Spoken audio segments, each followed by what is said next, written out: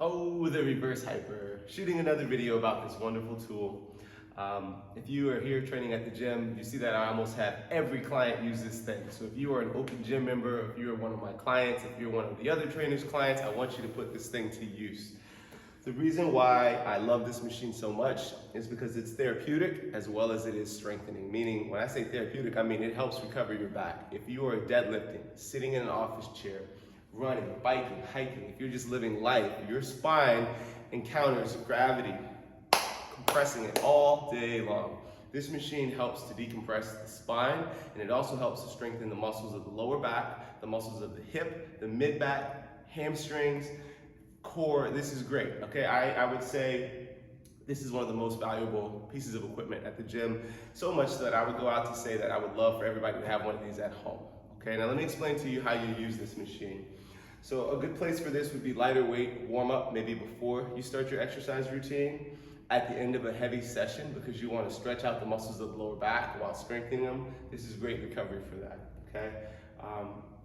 So I'm gonna load for the purposes of this video. I'm gonna put 10 pounds on here. So we put 10 pounds on one of the horns. We are going to lock in the strap, okay? Just kind of made a custom knot here. So if you get here and it looks like this, all I did was loop it through. Just kind of make a little knot there, okay? Then I'm gonna slide that on the other horn. Okay, so we're gonna put one heel in. I like to recommend starting a little higher. So you're gonna find your hip bones, top of the hip bones there. I would put the top of the table right there. Easy as you climb up, and you'll kind of settle in on what feels right. Okay, we're after segmentation of the spine, so we want to actually see motion through the spine. So you'll find that place that's comfortable.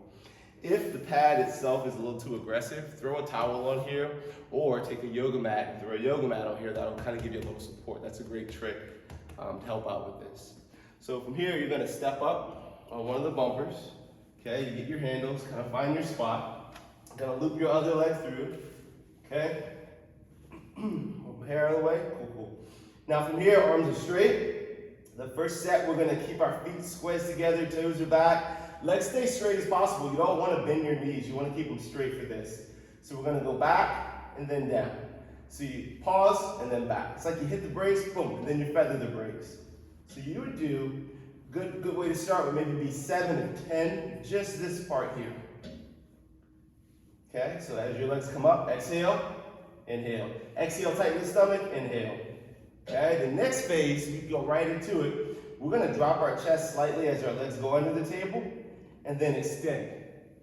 Exhale, and then under. Exhale, and then under.